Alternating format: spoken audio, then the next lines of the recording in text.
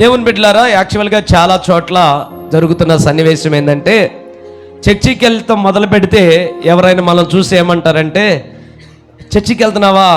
అవునంటే వెంటనే ఏ సహవాసం అంటారు వాళ్ళు. ఏంటి ఏ సహవాసం అంటారు అనగానే అదేంటి అంటే, అదే లోదరన్నా, ఆర్సిమ్మా, బ్రదర్ అన్నా, హెబ్రోనా, ఎల్ఈఎఫా,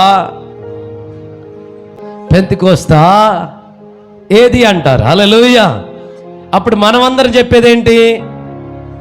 మీరేం చెప్తారు? కొంచెం గట్టిగా అనండి. మనల్ని అనగానే ఏమంటారు? పెంతెకోస్తు అంటారు.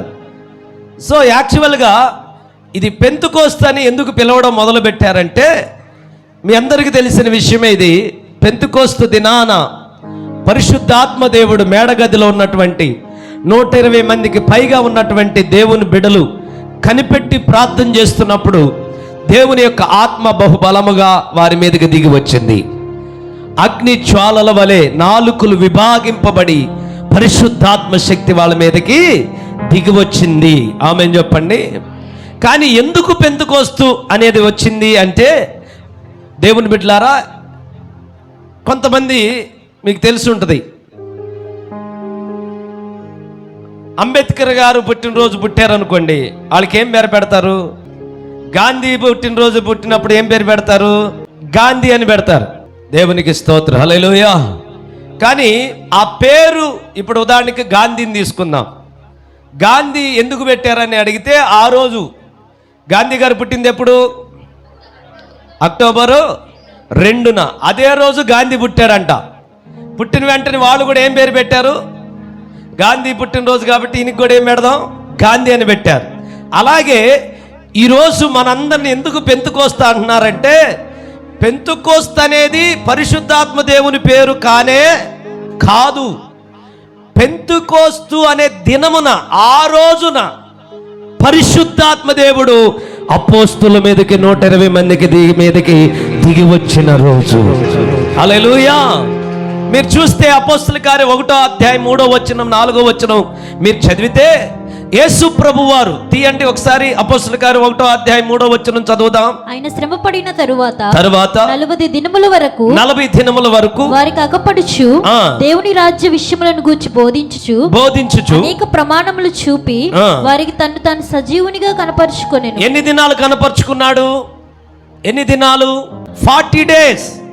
40 దినాలు ఆయన పునరుద్ధానుడై లేచిన తర్వాత అందరికి తనను తాను కనపరుచుకుంటూ సూచక కార్యాలు, మహత్కార్యాల తర్వాత రుజువుపరుచుకుంటూ వెళ్ళాడు. ఆఫ్టర్ 40 డేస్, 40 దినాల తర్వాత ఆయన ఆరోహణమై వెళ్ళిపోయేటప్పుడు ఆయన శిష్యులతో వాగ్దానం చేస్తాడు. చూడండి, ఆయన వారిని కలుసుకొని ఇలాగు ఆజ్ఞాపించెను, మీరు యెరూషలేము నుండి వెళ్ళక నా వలన వినిన తండ్రి యొక్క వాగ్దానము కొరకు కనిపెట్టుడి. చాలు. ఇది ఆయన ఆరోహణమై వెళ్ళిపోయేటప్పుడు, పైకి వెళ్ళిపోయేటప్పుడు చెప్పిన మాట.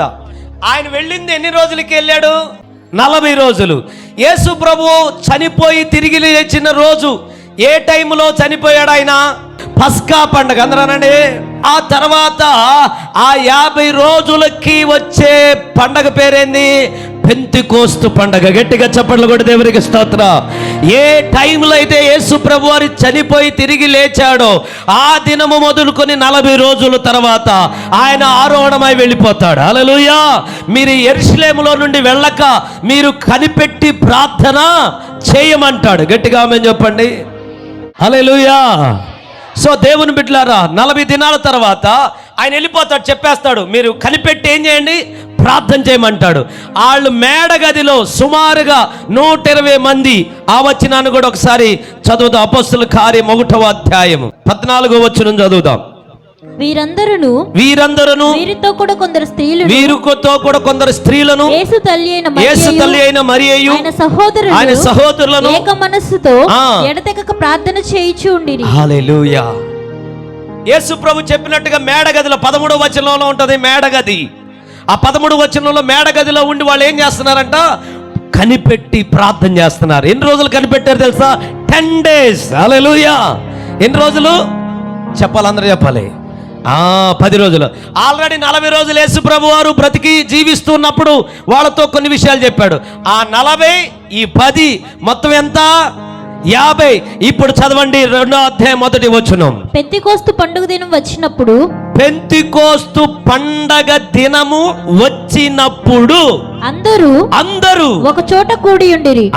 ఒక చోట ఏం చేసి ఉన్నారు? కూడి ఉండిరి. అప్పుడు వేగముగా వీచు బలమైన గాలి వంటి ఒక ధ్వని ఆకాశము నుండి అకస్మాత్తుగా వారు కూర్చుండిన ఇల్లంతయు నిండెను. మరియు అగ్ని జ్వాలల వంటి నాలుకలు విభాగింపబడినట్టుగా వారికి కనబడి వారిలో ఒక్కొక్కని మీద వ్రాలగా అందరూ పరిశుద్ధాత్మతో నిండిన వారై ఆ ఆత్మ వారికి వాక్శక్తి అనుగ్రహించిన కొలది ఏమిచ్చే కొలది?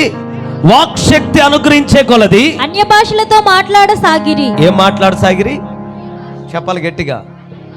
అన్య భాషలు మాట్లాడసాగిరి. నెక్స్ట్, ఆ కాలమున ఆకాశము క్రింద ఉండు ప్రతి జనములో నుండి వచ్చిన భక్తిగల యూదులు యెరూషలేములో కాపురం ఉండిరి. ఈ శబ్దము కలుగగా జనులు గుంపులుగా కూడి వచ్చి ప్రతి మనిషి తన స్వభాషతో వారు మాట్లాడుట విని కలవరపడిరి. ఆమేన్. గట్టిగా చప్పట్లు కొట్టి దేవునికి స్తోత్రం చెప్పండి. కొట్టట్ల సరిగా చప్పట్లు కొట్టట్ల. హల్లెలూయా. ఈ అనుభవమే ఈరోజు మనందరం అనుభవిస్తూ మనం చెప్పుకుంటున్నాం. గట్టిగా హల్లెలూయా చెప్పండి. సో దేవుని బిడ్డలారా, పెంతెకోస్తు అనే పేరు మన మీదకి రావడానికి కారణం ఏంటంటే ఈ అనుభవంలో మనం ఉన్నాం. ఏ అనుభవంలో అంటే పరిశుద్ధాత్మ నింపుదల. అందరూ అనండి. ఎవరైనా నిన్ను చూసి అడిగితే ఏమనాలి తెలుసా?